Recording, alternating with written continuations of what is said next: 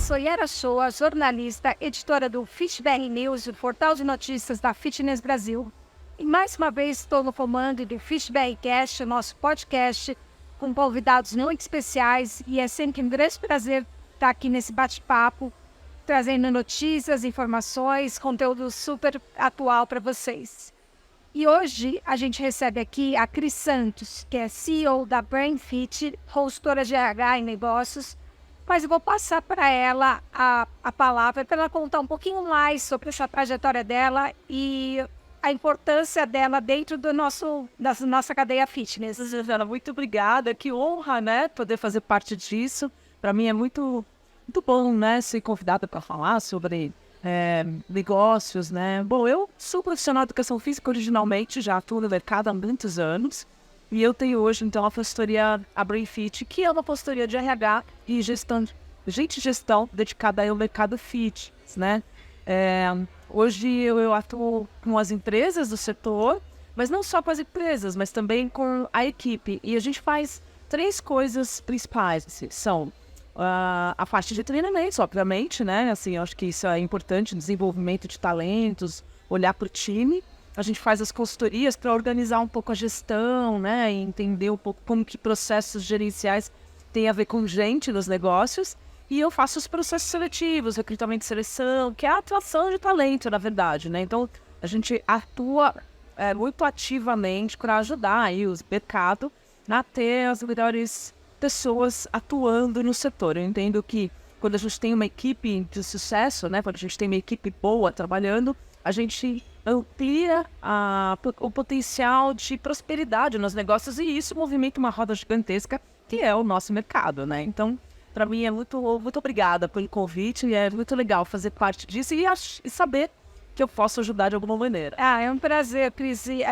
Inclusive a Cris é colunista do FitBR News e os textos dela são bem bacanas.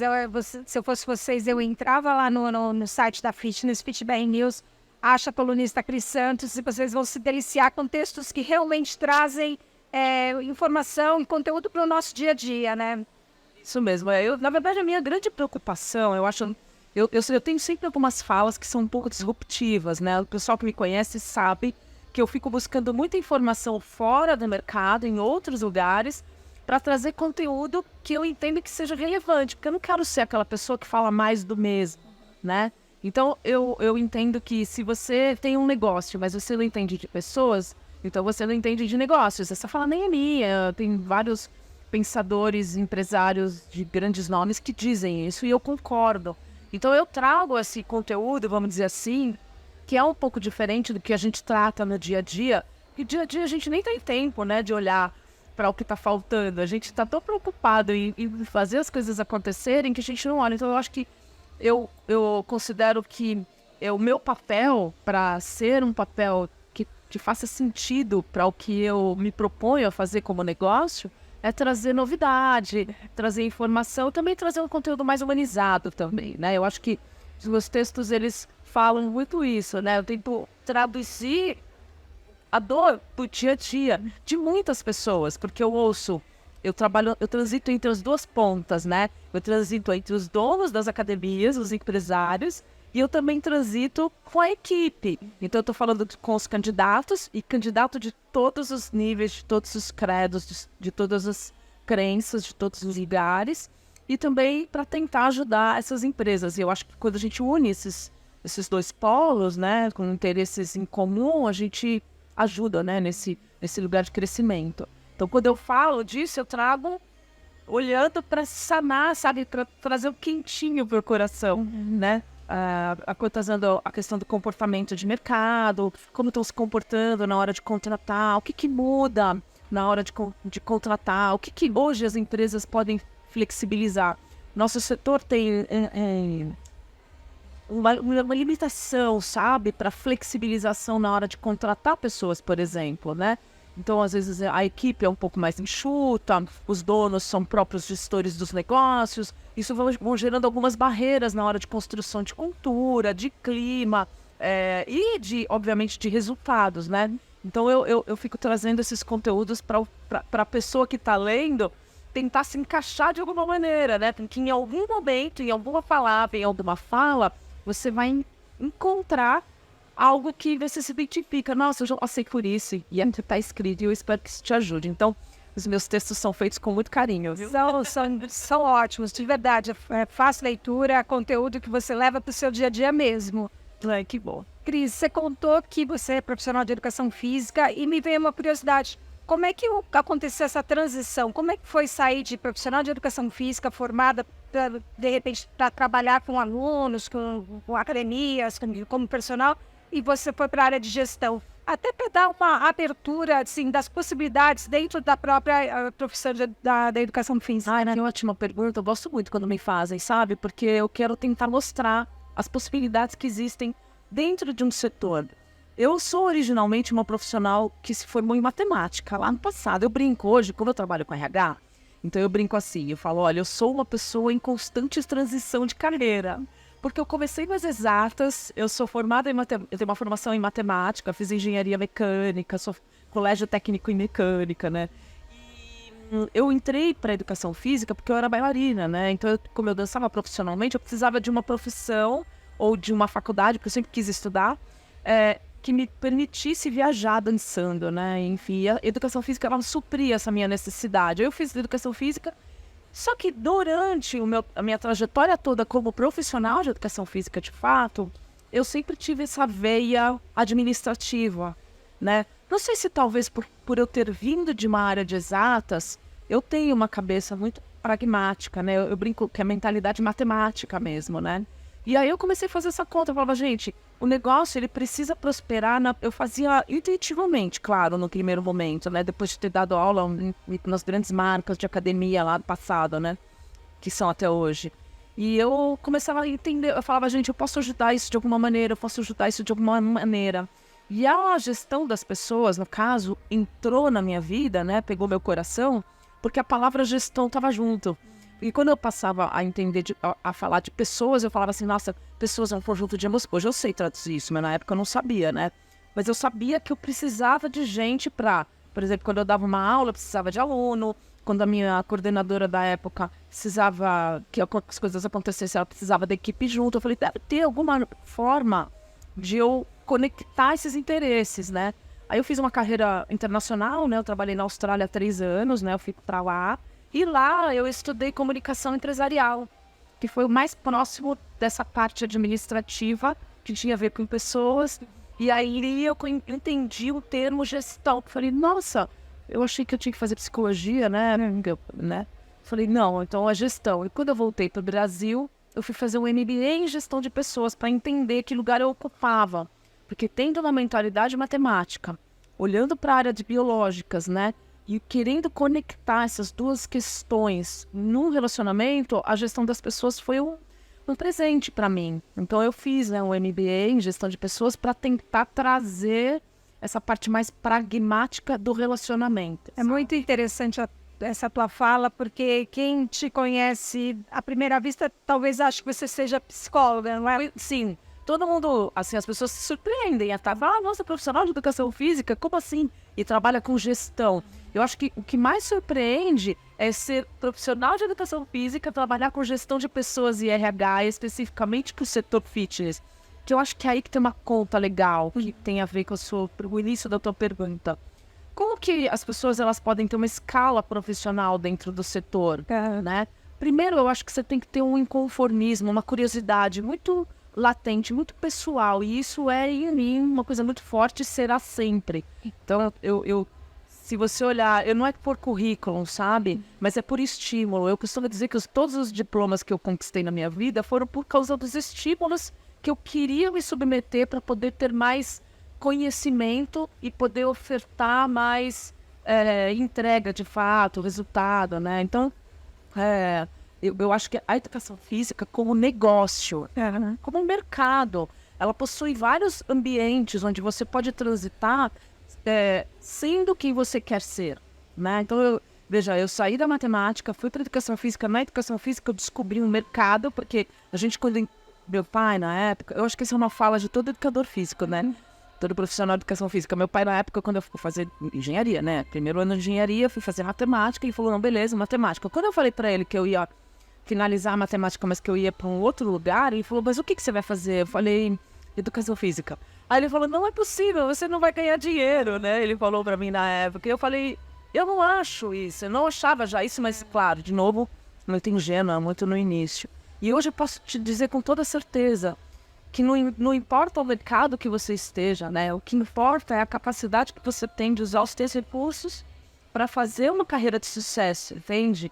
E eu acho que isso no setor, e a educação física, né? O setor fitness, ele é carente de pessoas que tragam conteúdo de fora. Então, quanto mais eu vou fora buscar conteúdo para o setor, mais vontade eu tenho de permanecer no setor, né? Eu brinco eu brinco com o pessoal que me faz essas perguntas, eu falo assim, vocês vão ter que me engolir muito tempo, né? Dou uma de Zagalo. Ó, vocês vão ter que me engolir por muito tempo, porque eu não vou largar nunca a educação física. Primeiro porque é a minha grande paixão, e segundo porque eu acredito muito no setor. E eu acho que é onde tem obstáculos, né? Usando fala de Brian Holiday, onde tem obstáculo tem caminho, né? Essa frase é pra gente guardar, anotar no caderninho, tatuar no corpo, não é? Pra gente lembrar, porque acho que em qualquer área, né, é bom lembrar disso, né? Não é? Onde tem obstáculo tem caminho. Então, eu quis me especializar, sabe? Eu quis criar uma carreira de sucesso. Há quantos anos você tá nessa área fitness? Olha, eu tô na área fitness, né? Como sendo a minha terceira faculdade, né? Então, eu tô na área fitness há 37 anos. É um bom caminho e cheio de obstáculos, né? Vamos não fazer contas, né? Mas assim, faz 37 anos que eu tô no setor fitness. Então você viu muita coisa acontecendo, né? Muito. Eu queria que você falasse um pouquinho do passado, de 3 décadas atrás, quando você começou, um pouquinho do presente, para depois a gente falar de futuro. Claro, olha, o passado, né, assim, de onde tudo começou, a ginástica aeróbica, né, que foi trazida pelo Brasil, né, mais de 37 a 40 e poucos anos, quando eu entrei pro setor fitness, isso já era um boom naquela época. E o conceito, né, da prática da atividade física indoor, né, sair dos externos para um lugar interno, né, que eu achei incrível naquela época. Claro, hoje eu falo com essa propriedade, porque naquela época eu não tinha essa consciência, né. Mas eu vi isso acontecer. Então veio o boom da aeróbica, os campeonatos, e o mercado foi crescendo muito. Isso acabou atraindo muitas pessoas. Eu me lembro que quando eu dava aula, eu dei aula de step, né? Porque sendo bailarina, eu passava em todas as audições, porque naquela época a gente tinha audição nas academias para ver se você tinha ritmo, né? Enfim, percepção, né? Coordenação motora e didática para ensinar. Que é uma fragilidade, eu acho, no setor hoje um pouco, mas ok. E aí naquela época eu passava em todas as audições, obviamente, porque se é uma coisa que eu entendo é de coordenação motora, por causa da formação com balé. E aí eu dava essas aulas, eu vi que as pessoas tinham cada vez mais aderência, eu cheguei a dar aula para 100 pessoas numa mesma sala, salas lotadas de aeróbica de step, lotado de steps nas salas, então era uma coisa muito divertida, muito gostoso. O que eu pude perceber, e agora falando um pouco de comportamento, é que o profissional de educação física, inclusive é uma fala internacional essa, tá? Ele, por ser muito criativo e sempre foi, acabou criando alguns caminhos que, ao invés de conectar pessoas, desconectou pessoas. Então, por exemplo, uma pessoa que não tem a coordenação motora em dia, ela entrava para uma aula de step, como não tinha esse balizamento nível 1, nível 2, nível 3, porque o cara avançado entrava na aula nível 1, então ia o professor para não, como fala, para não quebrar a satisfação do cara ali naquela hora, nos agradar, né, aquele aluno, ele acabava elevando o sarrafo da aula e o básico não conseguia fazer. Então, eu acho que em algum momento houve essa disruptura, assim, sabe? Onde as pessoas de senso comum começaram a não se sentir acolhidas para a prática regular. E assim permaneceu por um período, vieram todas as aulas pré-coreografadas, eu acho que isso foi muito legal, porque acabou reconectando algumas coisas, né? Isso é muito legal. Atualmente, eu digo que o mercado foi olhando para essas... E tudo é tendência, né? Eu acho que isso é uma questão importante, que eu tenho uma fala sobre isso, mas o mercado flutua dentro de uma tendência. Sempre uma moda, tendência não é só um negócio, tendência é um conjunto, né? Que envolve comportamento, e envolve comportamento humano, né? Que é educação física, as academias, no caso, são todas elas formadas de pessoas, não é? Como foi a empresa. Então, eu acho que atualmente, os donos, né, e eu acho que graças a eventos, a congressos, a palestrantes, a pessoas que disseminam esse conhecimento e esse olhar para a consciência do negócio em si, isso acabou trazendo um pouco mais de lucidez, né, para esses donos de academia a buscarem esses espaços, né? Hoje eu vejo um crescente de donos de academia já com olhares mais administrativos do que eram inicialmente, porque antigamente aquela história do meu pai, né, que falou, olha, como assim você vai fazer educação física? E muitos donos viraram donos porque eram professores e não tinha espaço para crescimento profissional, virava dono. Então hoje eu acho que isso tem diminuído bem, né? Eu acho que tem essa consciência, existe mais espaço para crescimento, então muitas empresas, né, dando oportunidade de negócio, fazendo contratação, é claro que aí quando a gente está olhando, ó, se você me falou, né, o passado, o presente, eu acho que eu posso entrar, né, no futuro um pouco. Eu acho que, assim, o futuro, em 2000, existe um estudo por tendência dizendo que em 2065 é uma tendência, tá? Das pessoas que estudam por tendência e conseguem chegar num lugar de previsibilidade, né? Sem querer dar uma de Magomé disso, mas em 2065, Brasil, especificamente falando, será 50% analógico e 50% tecnológico. Isso significa dizer que 55% aproximadamente, 55 milhões, perdão, de postos de trabalho analógicos serão perdidos e trocados pela tecnologia. Isso era até uma pergunta que eu tinha anotado aqui para te fazer. Você falou sobre essa coisa de conexão e tal. E a gente está no momento que o online cresceu muito, a pandemia deu um empurrãozinho para muitas coisas, né, se tornassem totalmente digitais. Como é que você vê isso? Como é que vai estar esse futuro? Então, olha, eu acho que aí, pegando um pouco aquela fala do passado, que eu acho que o glamour da ginástica, esse encantamento do fitness, ele é um encantamento de fato. Todo mundo que hoje conversa comigo e fala assim, você trabalha com RH, mas você já foi personal, né? Como é que eu faço para perder barriga, sabe assim? Num churrasco, entendeu?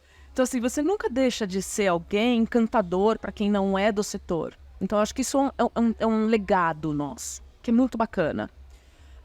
Aí, nessa transição do pré para o agora, para o pós, então, para agora, os donos estão tomando essa consciência, mas ainda estão assustados, porque isso é tendência mesmo. Sim. Na tendência, existe uma necessidade, existe aquelas pessoas que vão aderir a alguma coisa que é inovadora, vamos dizer assim, mas eles demoram um tempo para assimilar a ideia, para tornar aquilo efetivo. Então, quando eu digo que são 55 milhões de postos de trabalho que deixaram de existir, 65% de cargos que vão existir hoje, não existem, vão existir daqui, 65% dos jovens que estão se formando hoje, daqui a 10 anos vão trabalhar em cargos que não existem ainda. Quer dizer, é uma tendência que se a pessoa não pensar aqui agora, ela vai se perder na hora que isso acontecer. E eu acho ainda que o nosso setor precisa acordar para essa consciência. Eu acho que donos e gestores que têm esse poder de fazer essa coisa acontecer, não deve ficar esperando o futuro. O futuro é já, sabe? O futuro é a gente que faz agora. Então, é olhar para quais serão as ações, as atitudes, as estratégias, e eu não estou falando só de tecnologia, estou falando de pessoas, né? Porque ainda que os estudiosos de machine learning, né, de toda essa parte muito tecnológica que a gente está ouvindo falar, eles sabem que até 2045, pelo menos, a gente vai saber que vai ter um computador mais inteligente que a humanidade inteira, mas nenhum deles será capaz de sentir. Então isso a gente ainda detém o poder. Eu acho que a gente precisa olhar para esse lugar e parar de ser um pouco emocional nesse lugar. Então a gente precisa ser mais racional, mais lúcido e mais pragmático. E é bem interessante isso, né? E tem que se preparar, então, para se preparar para isso e preparar equipes, tá? Por exemplo, uma fala minha, né? Assim, eu acho que é importante também trazer, eu acho que isso talvez agregue alguma coisa, de que forma você pode preparar equipes que sejam equipes de sucesso? Porque equipe de sucesso é a gente que constrói, tá? Pessoas com baixa qualificação, e eu não estou falando só de conhecimento, porque eu brinco, né? Eu falo assim, o conhecimento, a ignorância, vamos dizer, a falta de conhecimento, ela faz você tomar decisões ruins. ou não tão boas, ou não tão assertivas. E quem tem conhecimento toma melhores decisões. Eu acho que essa é a conta que a gente... Eu não estou falando que você tem que ter mestrado, nada disso. Mas eu acho que você tem que afiar seu cérebro com conteúdo de relevância para o que vem para depois. Tá indo sempre atrás, né, de conhecimento, de ver uma coisa nova, vai pelo menos se interessar para ver se você gosta ou não, se é para você ou não, né? O que é isso, né? Assim, como, assim, por exemplo, estudo de tendências, por exemplo, de consumo, impacta diretamente nas necessidades humanas. Então, se eu estudo uma tendência e eu vou atrás daquilo que conversa com uma necessidade humana, automaticamente eu tenho que buscar uma solução para aquilo que eu ofereço no setor. E quem é dono de academia precisa buscar este lugar de tornar acessível aquilo que você oferece para uma população que vai usufruir do seu serviço, que não é você e que é um futuro próximo. A gente está falando de geração Z. Os caras, eles são nativos. A gente chama isso de nativo digital, tem essa expressão. Eles nasceram assim.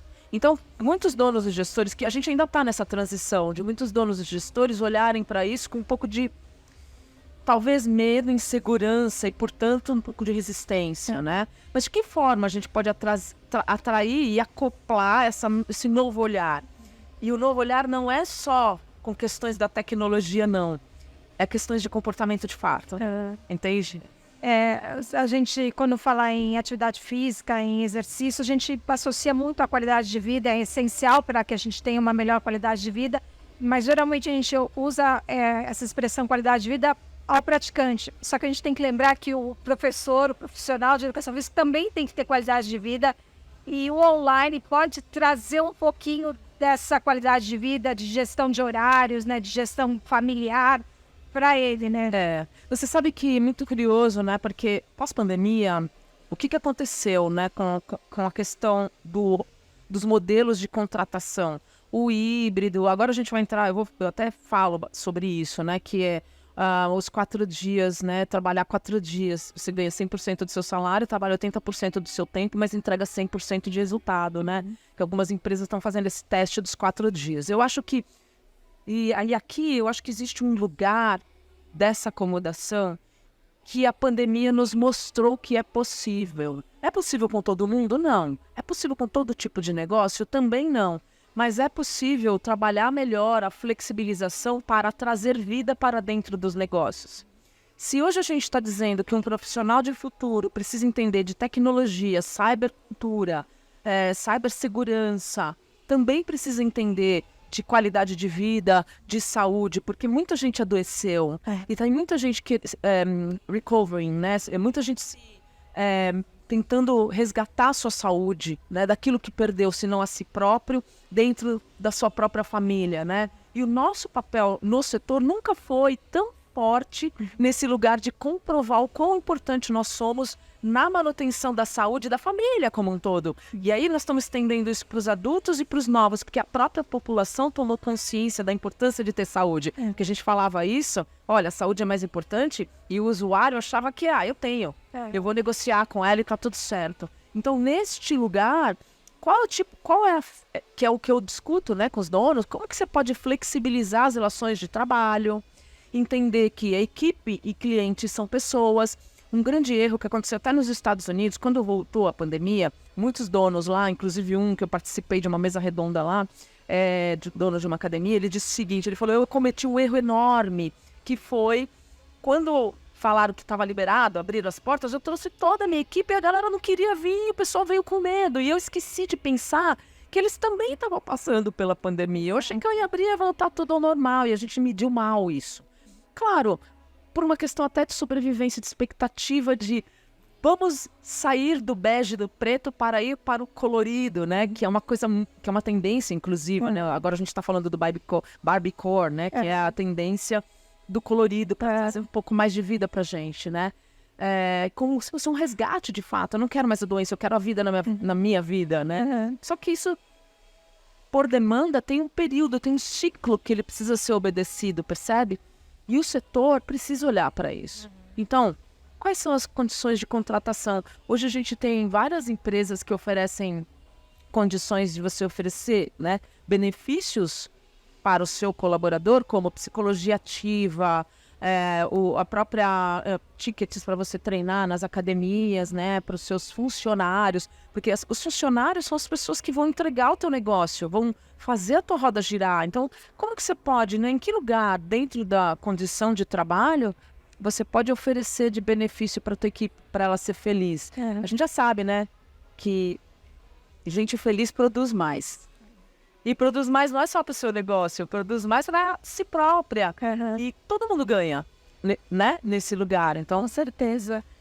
Eu vou levar o nosso papo por um caminho um pouquinho mais filosófico e vou te perguntar sobre propósito. Por que você faz o que você faz? Porque eu tenho certeza que o que eu faço faz bem para as pessoas.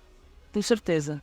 Eu tenho certeza que se eu ajudar as pessoas de um lado, que são aquelas que procuram uma oportunidade, e eu ajudar as pessoas do outro, que buscam pessoas com qualidade, eu tenho certeza que eu melhoro os resultados na empresa. O meu propósito é melhorar resultado, é prosperidade nos negócios. E eu tenho certeza que a prosperidade, ela impacta positivamente a vida das pessoas. Então, o meu propósito é dar prosperidade para as pessoas. Ah, muito legal, hein? Arrasou. E hoje você continua no balé? Você continua. Hoje bailarina ainda. Que legal. Hoje eu danço flamenco. Olha há 30 anos, né? Não sou mais profissional do balé, porque eu hoje, como eu tenho um propósito, né? Que é unir esses interesses, né? Fazer as pessoas serem felizes e terem prosperidade na vida através dos negócios, né? Seja individual ou empresarial. Então eu tenho que estar ali, aqui, né? Então eu não consigo mais viajar. Faz bem pro corpo e pra alma a atividade física, né? Não, eu não abro mão disso, né? E você falou de dança flamenca, você gosta do balé, eu sou da corrida, as pessoas me conhecem muito por ser corredora, vai estar fazendo 18 anos que eu comecei a correr. Que delícia! Então, eu acho que assim, é uma mensagem bacana de deixar também, assim, encontre a sua atividade, né? Sempre vai ter uma que você vai se identificar, né? Você pode experimentar várias, não gosto de correr, não gosto de dançar, mas uma você vai encontrar, né? Olha, você sabe que você está me trazendo uma coisa que eu já vou até levar para esse lado da filosofia um pouco, né, comportamental, né, que você só vai ser bom quando você encontrar o seu lugar. Você só vai dar seu melhor, a sua maior potencialidade de ser quem você é e o que você quer ser quando você encontra o seu lugar. E quando você não tem pessoas que impeçam que você encontre esse seu lugar, entende? Então, que é uma semente que eu planto, né? Eu falo, gente, não adianta você trazer, por exemplo, um vendedor que não gosta de vender, porque ele vai estar no lugar errado. Ele não é que ele é ruim, né? Você é uma pessoa que gosta de correr e é corrida que você gosta, então vai fazer atividade física correndo. Às vezes no jornalismo acontecia isso. Você só era promovido se você mudasse de cargo. Às vezes você era um ótimo repórter, mas para você ganhar mais, eles te promoviam a editores. Só que você não gostava de fazer edição, você gostava de ir para a rua fazer reportagem. Eu vou te dizer, Yara, que o talento não é cargo. O talento é a pessoa, sabe? E se você busca, se o mercado diz tanto que ele busca por talentos, mas ele não dá vazão para a pessoa ser quem ela pode ser, então ela não busca um talento, ela busca um peão, não no sentido pejorativo, mas um reprodutor apenas, né? E aí nesse lugar a gente não pode reclamar. Eu conheço um pouco o ambiente do jornalismo, eu sei, né, que tem bastante isso. Eu tive algumas amigas, né, que são do jornalismo, eu adoro, a propósito.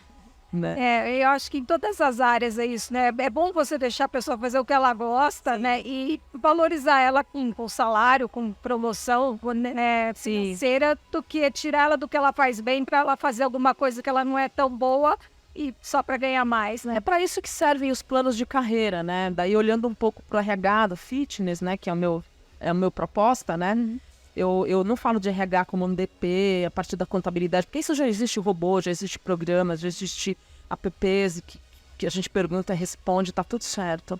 Mas quando eu falo do RH estratégico, eu tô falando de comunicação, clima, cultura, as avaliações de desempenho como fonte de informação pragmática sobre o potencial de alguém, e não aquilo que eu não quero ser um líder. Tá tudo bem. Não seja o melhor professor. Se você não é o melhor professor, seja o melhor cara de relacionamento. Você tem que ser melhor naquilo que você acredita ser, que você pode e quer ser, sabe? E eu acho que essa disrupção que precisa acontecer no nosso mercado, né? A gente não pode mais olhar para as pessoas querendo que elas sejam aquilo que a gente quer. A gente tem que querer que elas sejam aquilo que elas podem ser, sabe?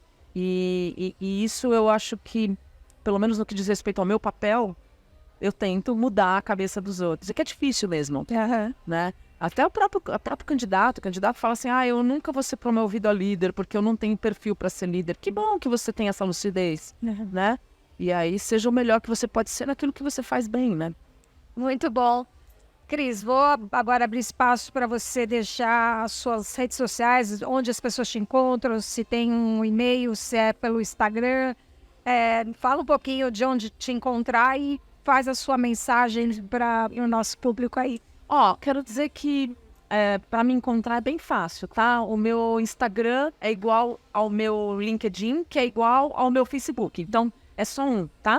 É @CrisSantosRH, Instagram, LinkedIn, Facebook. E BrainFit, _oficial, @BrainFit, _oficial também. Instagram, LinkedIn e Facebook.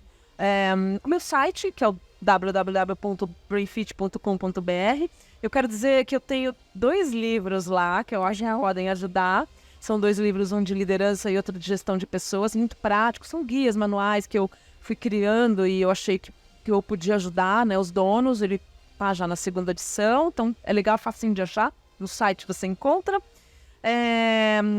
E eu acabei também fazendo uma compilação de um produto que é para ajudar donos e gestores a fazer um pouco do recrutamento. Você sabe que você me perguntou assim, por que você trabalha com gestão de pessoas, você resolveu ir para esse lugar da gestão das pessoas, né? Porque eu acho que, sim, pessoas não têm negócio, então eu queria ajudar. E aí todos os donos e gestores, todo mundo que trabalha com gente, trabalha com gestão de gente, não é? E aí eu criei um kit, né? Criei um material que eu compilei algumas coisas, algumas planilhas, e-books, para saber aquelas empresas que às vezes querem entender um pouco melhor como é que funcionam os processos seletivos, especificamente. E aí também tá lá no site, né? Se alguém se interessar e quiser, tá lá. Acho que é isso, né? Super obrigada, Cris. Foi um papo super gostoso. Se quiser deixar uma palavrinha final e a gente já vai se despedindo, mas é um bate-papo delicioso, muito necessário, e a gente vai voltar mais vezes trazendo mais assuntos, porque esse assunto rende vários podcasts. Rende, né? É muito bom. Obrigada a você, Yara. Prazer aqui, uma delícia. Conversar com quem se interessa pelo tema, né? Só aquece meu coraçãozinho. Como fala final, eu acho que se você quer ter uma equipe de sucesso, você tem que construir essa equipe de sucesso. Agora, quando você quer ter equipes de qualidade, pessoas com alta qualificação, começa você próprio, né? Por você próprio se qualificando. Muitos líderes e gestores acham que eles precisam ser os líderes que eles gostariam de ter por perto. Seja o líder que a sua equipe gostaria de ter por perto, sabe? Começa a olhar para a necessidade do outro.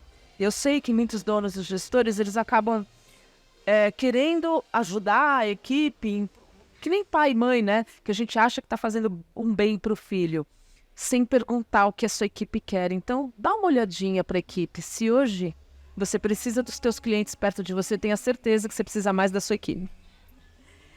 Muito obrigada, Cris. Foi um prazer receber você. Esse foi mais um Feedback Cast, podcast da Fitness Brasil.